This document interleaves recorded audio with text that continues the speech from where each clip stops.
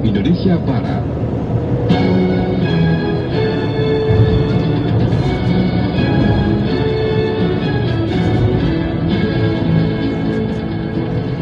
Selamat pagi pendengar, dari lantai 7 Medan Merdeka Barat 45 Jakarta, kami hadir dengan Warta Berita pukul 7.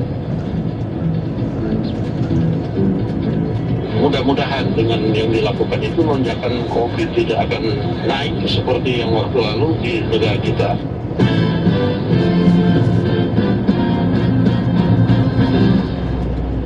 Sari berita, DPR meminta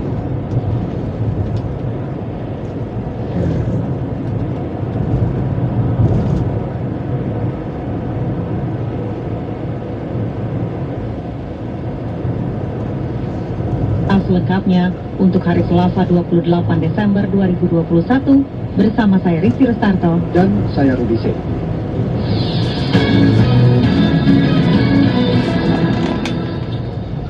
Dan pendengar, mengawali Warta Berita pagi hari ini kami sampaikan sekilas berita.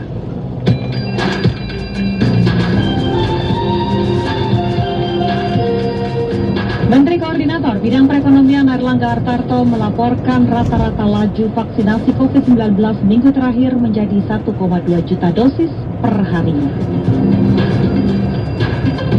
Menteri Pemberdayaan Perempuan dan Perlindungan Anak atau P3A, Bintang Puspayoga mengklaim kasus kekerasan seksual berdasarkan jenisnya mengalami penurunan di tahun 2021. Perdana Menteri Prancis Jean Castex memutuskan untuk mengambil langkah terkait upaya membendung gelombang kelima corona akibat varian baru Omicron yang terjadi di negaranya. Jean Castex memerintahkan seluruh karyawan di Prancis untuk bisa melakukan work from home atau kerja dari rumah selama 3 hari setiap minggunya.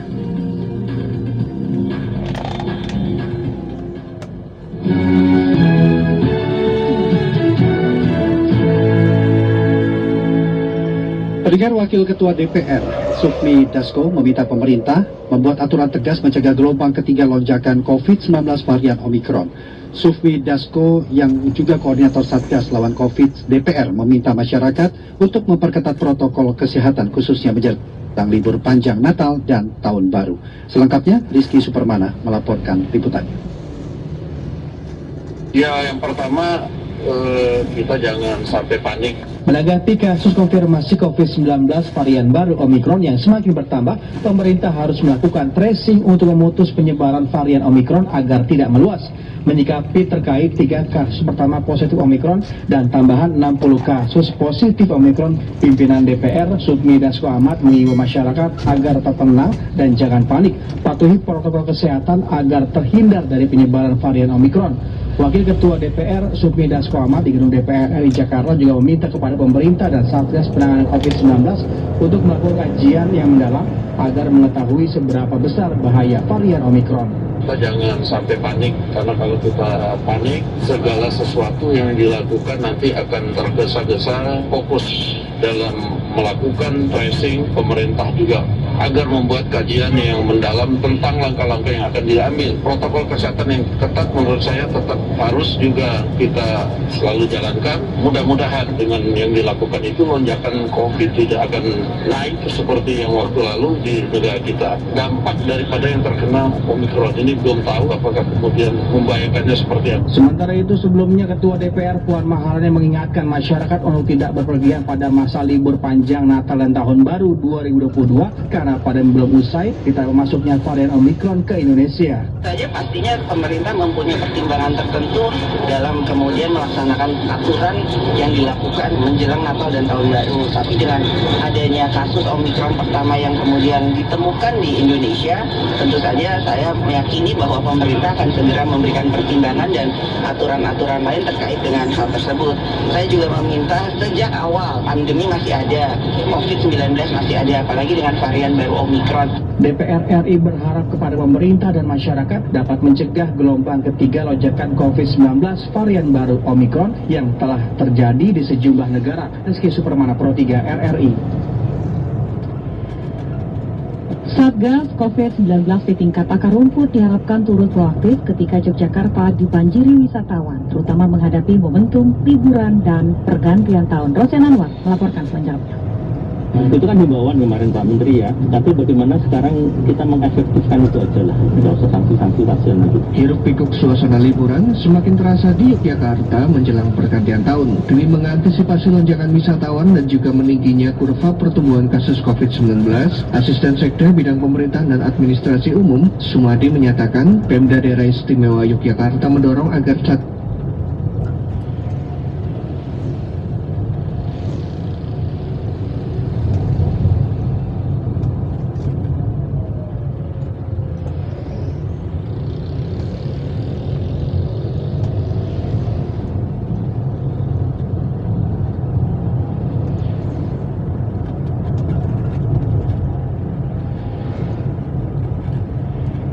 Dan belum ya kita minta mereka untuk vaksin. Sumadi menambahkan, Pemda Daerah Istimewa Yogyakarta melalui Satgas COVID-19 yang bekerja selama ini juga terus memantau penerapan protokol kesehatan di tempat-tempat umum, fasilitas publik ataupun pusat keramaian secara berkala. Kan mengecek tempat-tempat wisata, hotel, tempat-tempat fasilitas umum, agar nanti peduli lindungi itu benar-benar bisa dilaksanakan dengan baik. Sementara itu, Wakapolda Daerah Istimewa Yogyakarta Brigjen Polisi Slamet Santoso menerangkan, aparat berwajib tidak akan melakukan penyekatan di perbatasan selama periode libur akhir tahun ini. Namun, penerapan protokol kesehatan dan juga pembatasan jumlah pengunjung yang diperbolehkan masuk ke objek wisata akan menjadi perhatian khusus aparat. Tentunya untuk pembatasan di tempat-tempat wisata itu akan kita lakukan ya dalam hal prokes aplikasi peduli lindungi itu kita terapkan di seluruh lokasi wisata, baik itu wisata umum maupun wisata perairan. Itu yang kita antisipasi. Kita tidak akan adakan penyekatan di batas-batas kota seperti tahun lalu, tapi kita akan perketat di prokes di tempat-tempat wisata, bandara, pelabuhan, dan stasiun kereta api. Walaupun wisatawan terus berdatangan ke Yogyakarta, namun kurva pertumbuhan kasus COVID-19 sejauh ini masih terkendali. Pada 27 Desember 2021, Satgas COVID-19 mencatat hanya ada penambahan 3 kasus baru di seluruh daerah istimewa Yogyakarta. Sementara pasien yang sembuh tercatat 13 orang dan jumlah penderita COVID-19 yang meninggal pada Senin sore tercatat 0 kasus. Komisi Pemberantasan Korupsi atau KPK resmi menahan mantan Ketua Tim Pemeriksa pada Direktorat Pemeriksaan dan Penagihan pada Direktorat Jenderal Pajak, Alfred Simanjuntak, dalam kasus dugaan suap terkait pemeriksaan perpajakan tahun 2016-2017. Berikut kami hadirkan laporan Khairul Umam berikut ini.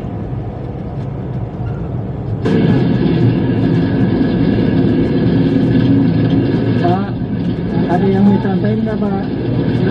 Komisi Pemberantasan Korupsi resmi menahan mantan Ketua Tim Pemeriksa pada Direktorat Pemeriksaan dan Penagihan pada Direktorat Jenderal Pajak Alfred Simanjuntak. Alfred merupakan tersangka kasus dugaan suap terkait pemeriksaan perpajakan tahun 2016 sampai 2017. Menurut Direktur Penyidikan KPK, Setio Budianto mengatakan bahwa perkara ini merupakan pengembangan kasus dugaan suap perpajakan yang sebelumnya telah menjerat 2 mantan pejabat Ditjen Pajak, yaitu Angin Praitno Aji dan Dandam Randani, di mana keduanya saat ini sedang menjalani proses persidangan. Bagaimana yang disampaikan oleh Pak Ali Fikri, saya akan menyampaikan informasi terkait penahanan tersangka AS, Ketua Tim Pemeriksa pada Direktorat Pemeriksaan dan Penagihan pada DJP. Ya, jadi beliau adalah Ketua Tim Pemeriksa pada Direktorat Pemeriksaan dan Penagihan saat itu. Tapi saat ini menjabat fungsional pemeriksa pajak pada tahun DJP Jawa Barat 2 dalam perkara dugaan tindak pidana korupsi berupa penerimaan hadiah atau janji terkait pemeriksaan perpajakan tahun 2016 dan tahun 2017. Sementara itu, ketika dikonfirmasi oleh para wartawan, Alfred tidak berbicara sedikit pun tentang kasus yang menjeratnya. Pak, ada yang mau disampaikan nggak Pak? Ada yang bisa disampaikan Pak? Alfred akan menjalani penahanan di Rutan Tahanan Polres Motra, Jakarta Timur. Penahanan ini dilakukan untuk 20 hari ke depan dalam rangka memudahkan proses penyidikan. Dalam konstruksi perkara, salah satu tugas Alfred Simanjuntak melakukan pemeriksaan perhitungan perpajakan atas perintah dari Angin Praitno Aji dan Dandan Ramdhani selaku atasannya. Dan selama proses pemeriksaan berlangsung, diduga banyak arahan dan atensi khusus dari Angin Praitno Haji dan Dandam Randani bagi tersangka Alfred Simanjuntak bersama tim, agar bagi ketiga wajib pajak dimaksud dilakukan perhitungan pajak sesuai dengan keinginan dari para wajib pajak ini. KPK menduga dari seluruh uang yang diduga diterima oleh Alfred Simanjuntak bersama tim pemeriksa pajak diduga memperoleh sekitar 625.000 Singapura dolar. Dari Jakarta, Hairul Umam, Pro 3 RRI melaporkan. Kementerian Komunikasi dan Informatika mengintensifkan penyediaan infrastruktur komunikasi sebagai pendukung dari MotoGP Mandalika 2022. Sementara kesiapan akhir dari MotoGP Mandalika baru akan dilakukan saat pramusim di 11 hingga 13 Februari 2022. Retno Mandasari melaporkan selengkapnya. Senin 27 Desember, Komandan Lapangan MotoGP Mandalika 2022 Marskal TNI Purnawirawan Hadi Cahyanto menggelar pertemuan dengan Menteri Komunikasi dan Informatika Johnny G. Plate di kantor Menkominfo Jakarta Pusat. Beberapa hal dibahas oleh keduanya terkait persiapan MotoGP Mandalika yang dijadwalkan akan dilaksanakan pada Maret tahun depan.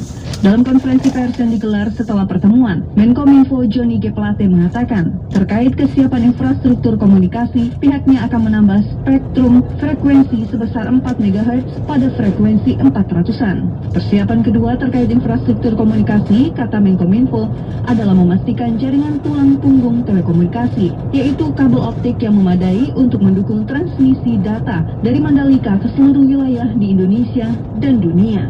Dan yang ketiga, menyempurnakan telekomunikasi seluler.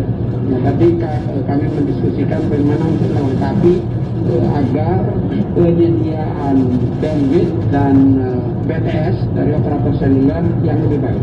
Menkominfo menjelaskan penambahan kualitas pelayanan komunikasi di setiap homestay yang dikelola oleh masyarakat juga menjadi bagian kesiapan infrastruktur komunikasi yang dilakukan oleh Kominfo. Termasuk bagi penyelenggara homestay dibutuhkan juga tambahan kualitas layanan dari telekomunikasi untuk masyarakat. Kami sedang mendiskusikan nanti di koordinat atau desa-desa mana saja yang perlu ditambahkan untuk memperkuat sinyal penyelenggaraan telekomunikasi.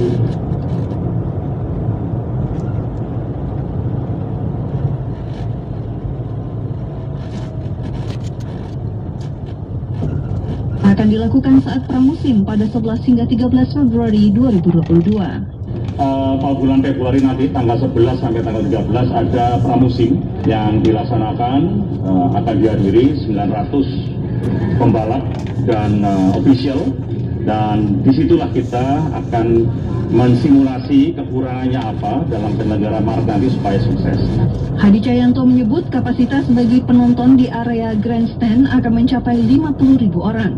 Hadi juga memastikan akan diterapkan protokol kesehatan, di mana setiap penonton sebelum memasuki area pertunjukan diwajibkan memindai melalui aplikasi Peduli Lindungi, serta di area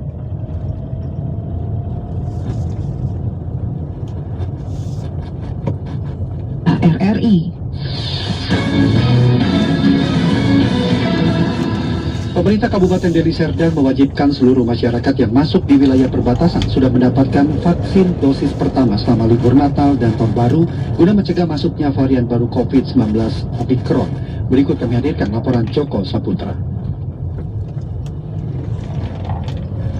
Nah, terkait dengan pergerakan transportasi dan lain sebagainya, pemerintah Kabupaten Deli Serdang menerapkan seluruh masyarakat yang masuk ke wilayah selama libur Natal dan Tahun Baru Nataru 2021 wajib sudah harus divaksin untuk dosis kedua. Hal itu dilakukan demi meminimalisir angka kasus penyebaran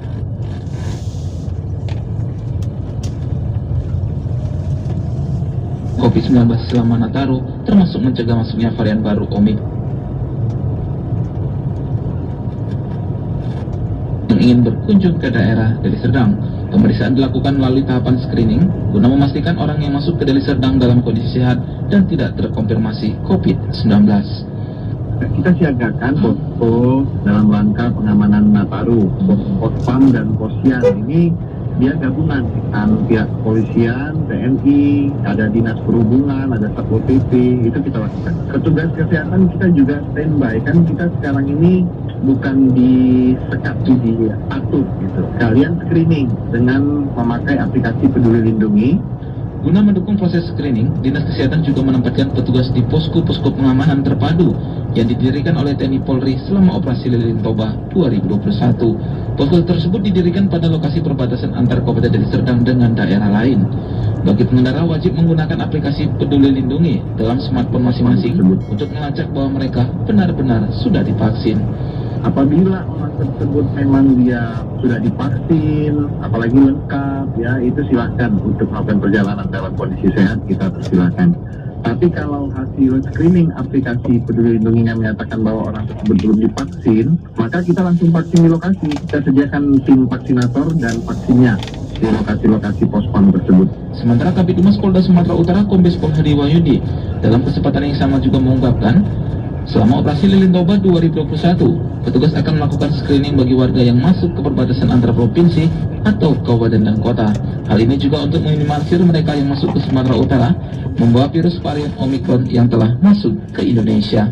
Ya, memang ada pengetatan kapasitas baik itu moda transportasi, fasilitas umum, tempat wisata, dan lain sebagainya. Nah, pengetatan ini dilakukan semata-mata untuk mencegah atau memutus mata rantai COVID-19 tersebut. Bukan kita bunyikan larangannya, tapi kita menghimbau masyarakat untuk tidak bepergian, berkerumun, membuat pesta kembang api dan lain sebagaimana. Upaya perbatasan dan pengetatan perjalanan mudik Nataru, pihaknya juga melakukan himbauan sesuai dengan instruksi Menteri Dalam Negeri terkait pembatasan pelaku perjalanan, termasuk mengimbau masyarakat untuk tidak bepergian, tidak berkerumun di lokasi wisata, kemudian tidak berkerumun di moda transportasi, serta tempat umum lainnya. Demikian Joko Saputra melaporkan di lokasi-lokasi pospon tersebut.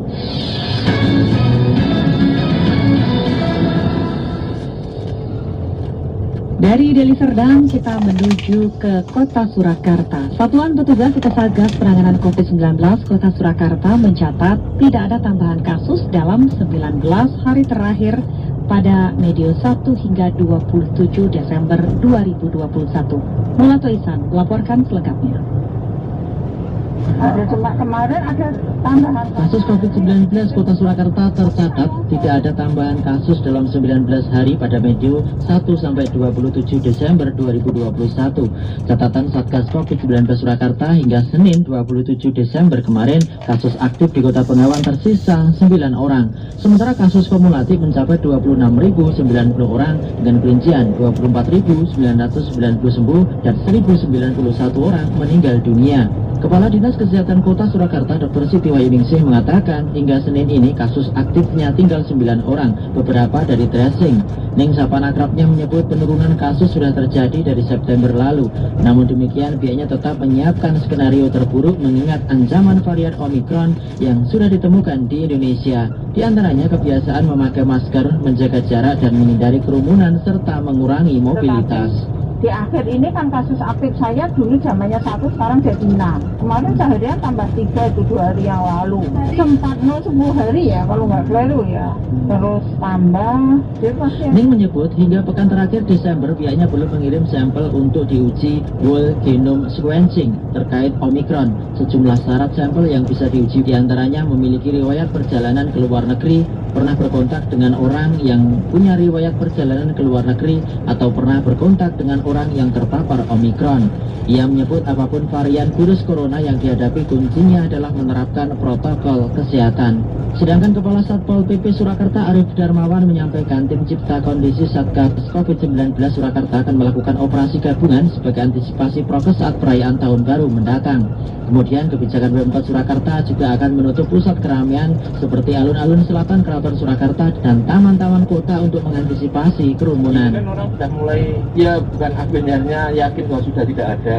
Kan nggak hampir beberapa kan kasusnya turun ya, hampir 0 kasus. Kalau dari Satpol PP 200 kita keluarkan, terus dari jajaran samping TNI Polri, kemudian kita juga dari Ormas. Wali Kota Solo Gibran Rakabuming menyebut kondisi COVID-19 di Kota Solo sudah sangat baik, tetapi lonjakan kasus harus tetap diantisipasi karena pada akhir tahun kerumunan tambah banyak apalagi yang dari luar kota. RRI Surakarta Mulato Isan melaporkan.